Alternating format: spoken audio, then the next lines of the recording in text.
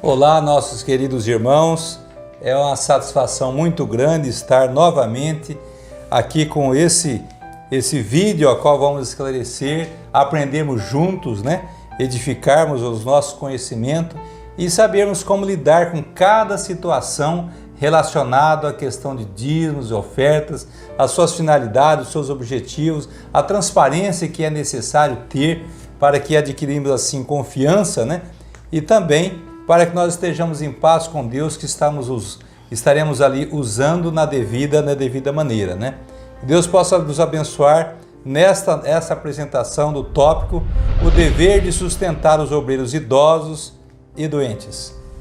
Então, o primeiro texto, irmãos, está no livro Santo ao Senhor, página 121, declara o seguinte: tenho falado muitas vezes no passado sobre o nosso dever de sustentar os necessitados entre os obreiros do Senhor, que por causa da idade ou por motivo de fraqueza causada por abandono ou trabalho árduo na obra do Senhor, não podem mais suportar os fardos que uma vez carregam. Meus irmãos, é correto que sejam lançados planos seguros para o sustento de nossos obreiros idosos, ou dos obreiros mais jovens que estejam sofrendo por causa do excesso de trabalho. É justo que seja criado um fundo para amparar a esses fiéis soldados que ainda anseiam dispor de todas as suas energias físicas e intelectuais para dar a última advertência ao mundo. E eu queria já colocar o próximo texto para nós, do Manuscrito Releases, volume 1, página 189, uma tradução livre nos traz o seguinte: lembremos-nos que Deus é um Deus de justiça e equidade. Haveria hoje muito mais ministros no campo, mas eles não são encorajados ao labor. Muitos obreiros desceram à sepultura com o coração partido, porque ao envelhecerem perceberam que eram vistos como um fardo. Porém, se tivessem sido mantidos no trabalho e oferecido um lugar fácil, ou seja, um campo mais adequado, recebendo todo ou parte de seu salário, poderiam tê-lo efetuado muito bem. Durante o seu tempo na obra, esses homens trabalharam em dobro. Eles sentiam um fardo tão pesado pelas almas que não desejavam ser aliviados da sobrecarga de trabalho. Os pesados fardos carregados abreviaram suas vidas.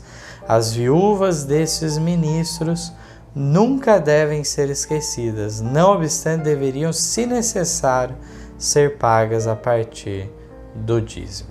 Então, que textos, hein? É uns textos bem direto ao ponto, vários aspectos podemos comentar.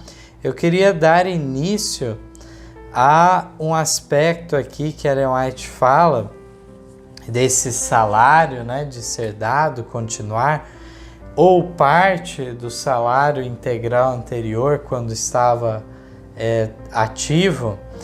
Isso é interessante porque na época dela, vale lembrar que mesmo a aposentadoria secular do país não existia naquela época.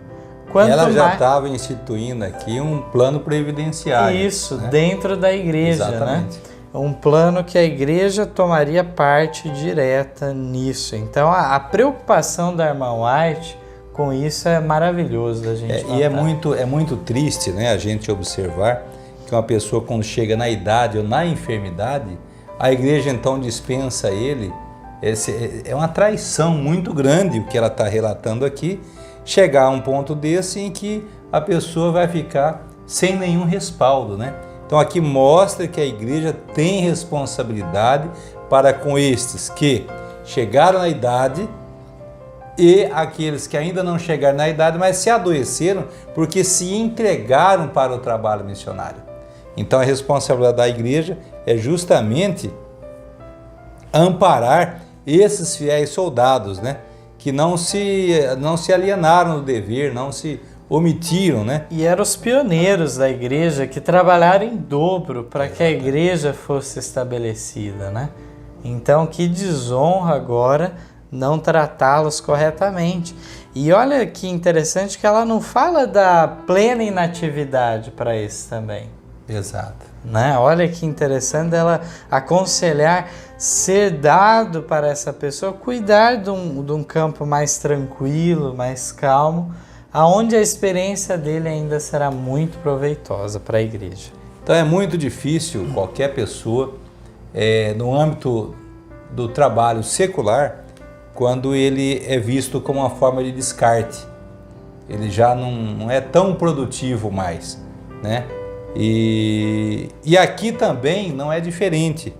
Diz que muitos obreiros desceram à sepultura com o coração partido, porque ao envelhecerem, perceberam que eram vistos como um fardo para aquela associação, para aquela igreja, para aqueles irmãos ali da região. Eles deram as suas vidas. Na verdade, o que aconteceu? As suas vidas foram ceifadas de maneira precoce, porque eles não se pouparam, né, no trabalho evangélico, e agora, quando mais precisavam do apoio da igreja. Então, aqueles que estão à liderança a resolver essas questões, então começavam de forma a demonstrar que não era mais produtivo, né? É muito importante nós lidarmos com as coisas das coisas sagradas no seu verdadeiro lugar. Então todos têm o seu valor, todos nós somos iguais perante Deus. Então não se pode chegar a esse ponto. Muitas vezes por questões políticas, muitas vezes por questões de algum problema que houve, a pessoa é jogada de escanteio, como se dizem, o provérbio popular lança ele aos leões, né? Então nós vemos que a preocupação dela de se fazer justiça neste ponto foi ao ponto dela dizer de mesmo a viúva ser sustentada. Bem lembrado. Então, né? É claro que aqui ela não está querendo que isso seja regra, isso, mas ela está falando, mesmo que for para usar do dízimo, então, mas que se faça justiça àquela família. Então essa era a preocupação dela, né? O próximo tópico, então, irmão Ronei, o que nos traz? Dentro ainda desse terceiro, vai falar sobre a mulher do pastor, né? Se ela deve receber salário caso ela exerça seu próprio ministério. Então é muito importante isso aqui, digno é o trabalhador do seu salário. A gente quando lê aqui no Obreiros Evangelho 452, essa experiência, então a gente observa quanto que lá, irmão White, ela viveu 100 anos, 200 anos adiante dela, valorizando o trabalho da mulher, né? Mas essa valorização ela não se daria somente no campo missionário, mas ela se daria também no campo do trabalho doméstico, ela receber o devido respeito, o devido tratamento, né, correto. E o texto diz assim, da 452 do Obreiros Evangélico: o pastor é pago por seu trabalho, e isso é justo. Esse o Senhor dá à esposa da mesma maneira que ao marido o encargo da obra, e ela dedica seu tempo e energias ao visitar as famílias, expor-lhes as Escrituras. Embora não lhe hajam sido impostas as mãos da ordenação, ela está realizando uma obra que pertence ao ramo do ministério.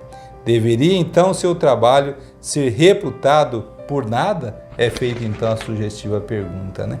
Então, se ela recebeu esse trabalho, se ela faz esse trabalho corretamente, se ela realmente emprega seu tempo e as suas energias para visitar a família e expor as Escrituras, então, mesmo que ela não seja ordenada, mediante a imposição das mãos, ela deve então receber o seu salário justo. Interessante esse aspecto de nós pensarmos tanto pelo ponto que o irmão Ronei trouxe, né? Naquela época, no século XIX, alguém poderia dizer: existe o salário do homem, do marido, qual a necessidade então da esposa ter o seu próprio salário?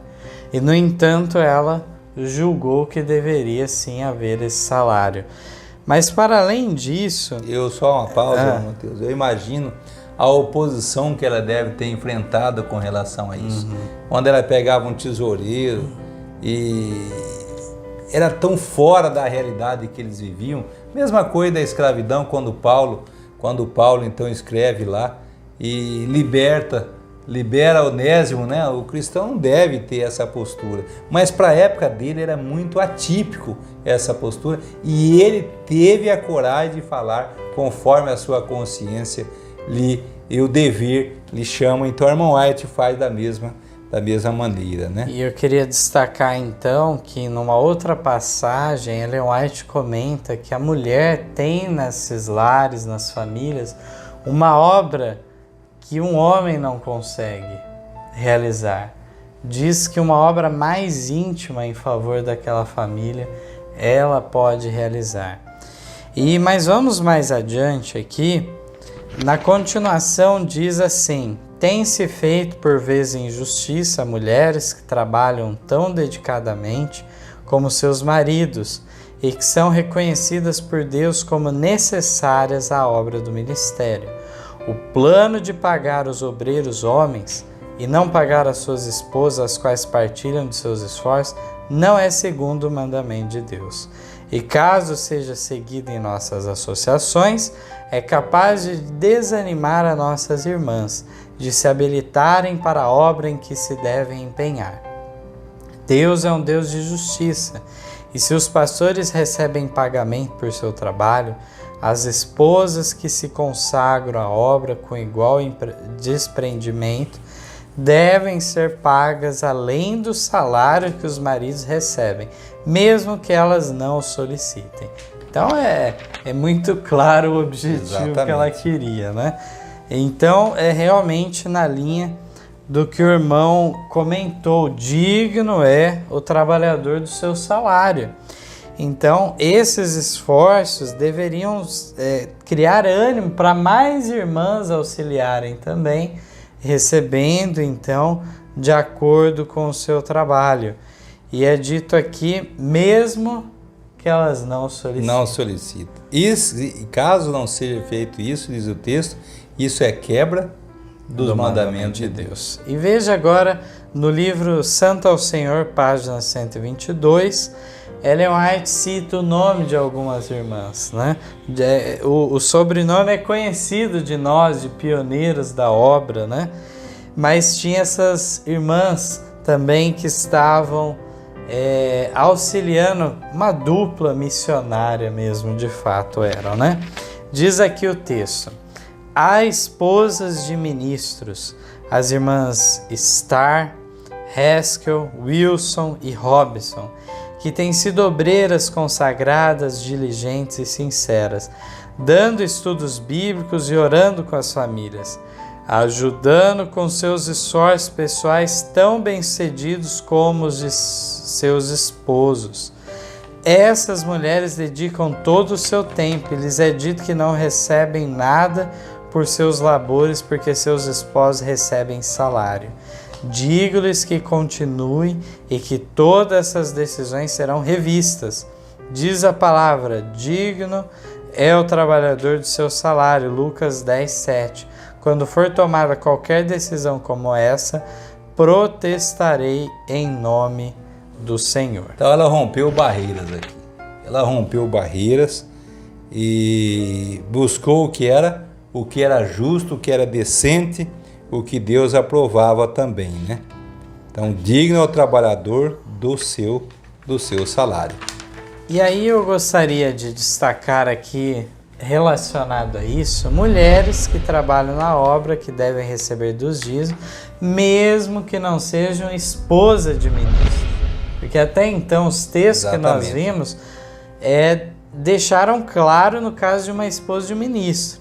Mas e se não for uma esposa de ministro, fica fora disso, não pode receber do dízimo? A irmã White nos esclarece no Evangelismo, na página 491, 492, sobre esse tema. O irmão Ronei Leral diz da seguinte maneira: grande é a obra a ser feita no mundo e todo o talento deve ser empregado em harmonia com os retos princípios. Se uma mulher for designada pelo Senhor para fazer determinada obra, seu trabalho deve ser estimado segundo o seu valor. Todo o que trabalha deve receber o que lhe é devido, seja homem, seja mulher. Os que trabalham diligente e abnegadamente, sejam eles homens e mulheres, trazem molhos para o mestre. E as pessoas convertidas por seus esforços trarão seus dízimos ao tesouro. O dízimo deve ser para os que trabalham na palavra e na doutrina, sejam eles homens, sejam mulheres. Um termo muito utilizado, irmão Ronei, naquela época, eram as chamadas instrutoras bíblicas, né? Então, que entrariam justamente nessa categoria, né? Sejam homens ou mulheres, são obreiros na causa de Deus, dedicados a essa função, então, de levar a palavra adiante. Mas um texto mais chocante do que todos esses anteriormente lidos por nós, chega aqui agora no livro Filhas de Deus, página 78, retirado da Review Herald de 9 de julho de 1895. Ellen White diz assim: mulheres que estejam dispostas a consagrar algo do seu tempo ao serviço do Senhor devem ser designadas para visitar os enfermos, cuidar dos jovens e ministrar as necessidades dos pobres. Devem ser separadas para esse serviço pela oração e imposição das mãos. Em alguns casos, necessitarão aconselhar-se com os oficiais da igreja ou o ministro, mas se forem mulheres devotadas, mantendo uma ligação vital com Deus, serão um poder para o bem na igreja. Esse é outro meio de fortalecer e edificar a igreja. Precisamos distribuir-nos mais em nossos métodos de trabalho. Mão nenhuma deve ser amarrada, nenhuma pessoa desencorajada, nenhuma voz calada. Que cada indivíduo trabalhe particularmente ou em público para ajudar a promover essa grande obra. Coloquem-se fardos sobre homens e mulheres da igreja, para que cresçam como resultado do exercício, e assim se tornem agentes eficazes na mão do Senhor para a iluminação daqueles que se assentam nas trevas. Eu já faço a ressalva aqui também, que ao irmã White falar de impor as mãos, ela não está falando que é uma ordenação ao ministério pastoral, mas ela está falando que pode ser realizada uma cerimônia de imposição de mãos para esse trabalho que se assemelharia muito, se nós formos usar um termo bíblico aqui, ao trabalho dos diáconos, né? Instituídos então em auxílio aos apóstolos, foi instituído os diáconos. Primeiramente 7 foram escolhidos e mais adiante foram. Então aqui a descrição que a irmã White faz, né? Cuidar dos enfermos, dos jovens, a necessidade dos pobres e tudo mais, assemelha-se muito então a mulher desempenhar o papel de diaconisa na igreja. Agora, outro ponto aqui que chama atenção é que esse era o outro meio para fortalecer e edificar a igreja, né? Então, muitas vezes o ministro ele fica limitado ao trabalho de forma mais íntima dentro de uma família, a qual uma obreira aqui, mesmo com essa imposição de mãos, ela tem livre acesso e ela não precisa nem pedir autorização, segundo aqui, nem necessitarão se aconselhar com oficiais, com ministros, né? Ela tem essa acessibilidade. Então vemos de fato um texto precioso que nos mostra a importância de homens e mulheres auxiliarem para que a obra venha a ser concluída. O próximo tópico, irmão? Agora vamos lá. Aqueles que ensinam a Bíblia em nossas escolas devem receber dos dízimos também, né? Muitas vezes que nós não podemos confundir toda pessoa que trabalha na escola, mas aqui está falando de uma pessoa que ensina a Bíblia na escola, como fosse um capelão, como fosse um professor exclusivo sobre aula de religião. Aqui o texto vai nos assegurar isso. No 6º volume do Testemunho para a Igreja, nas páginas 134 e 135, nos relata assim: o que houver de melhor no talento ministerial deve ser usado no ensino de Bíblia em nossas escolas. Então, pessoas que já é separado para o ministério e ele vai lá fazer um trabalho lá na escola. O campo dele vai ser a escola. E o campo dele vai ser a escola. Diz que os que são escolhidos para essa obra precisam ser cuidadosos e estudantes da Bíblia e possuidores de profunda experiência cristã, sendo o seu salário pago através dos dízimos. Conclui assim esse texto sobre os professores, sobre aqueles que fazem trabalho bíblico na escola. No 6º volume ainda, mas agora na página 215, as associações desejam receber de nossas escolas obreiros educados e bem preparados. Por isso, devem dispensar um plano, um apoio mais caloroso e inteligente.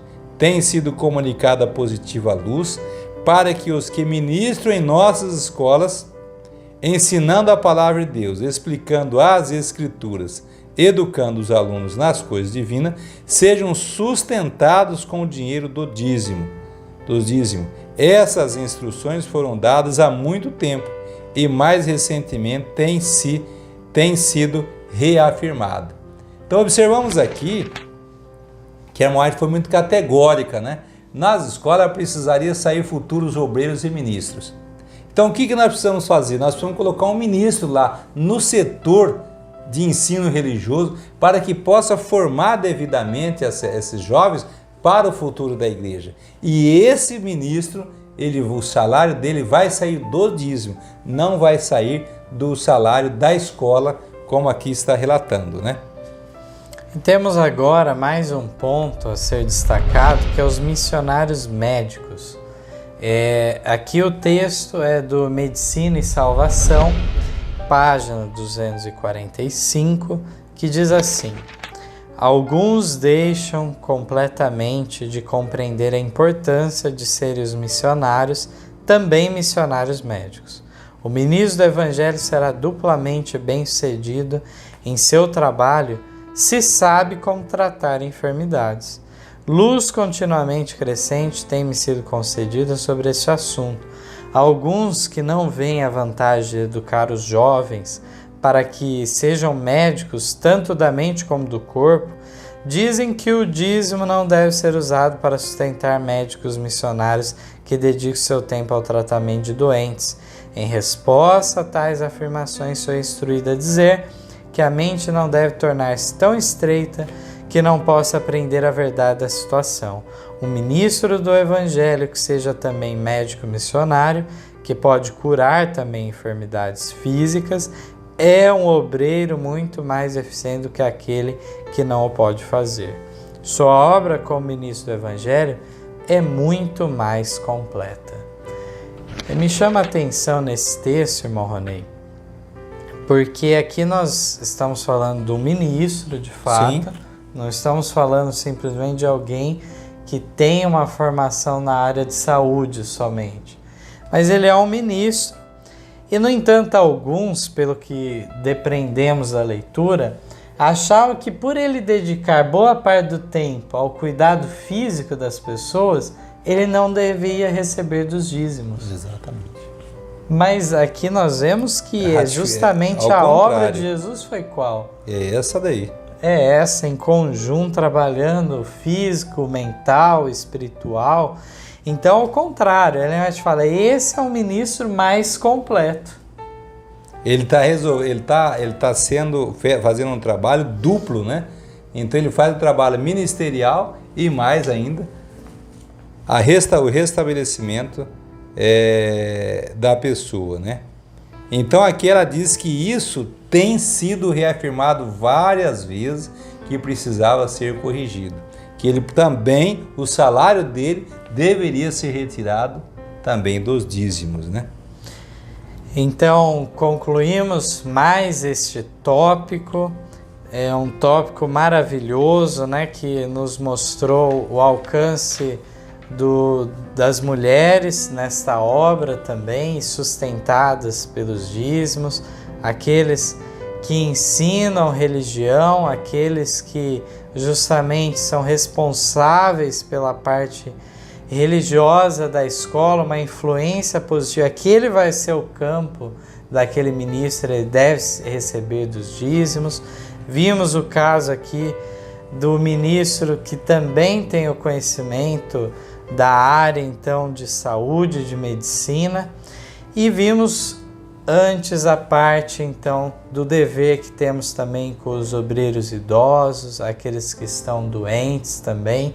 Tudo isso venha a trazer para nós uma noção muito clara do dever da igreja para com todas essas áreas e que possam ser desenvolvidas em fidelidade. E falando em fidelidade, o nosso próximo assunto será justamente disso, né? Como que Deus considera isso, né? Será que Deus leva tão a sério a fidelidade na devolução dos dízimos e as ofertas? A mensagem de Malaquias será tratada então no próximo vídeo. Que Deus abençoe a cada um de nós e gostaríamos que os irmãos participassem com o teor de vossa satisfação, dando um like ou um dislike nos nossos vídeos. Que Deus abençoe a todos. Até mais. Em nosso site vocês encontrarão estudos, notícias, dicas de saúde, além de todas as nossas lições. Participem conosco através da nossa página no Facebook e assistam todas as nossas lições através do YouTube.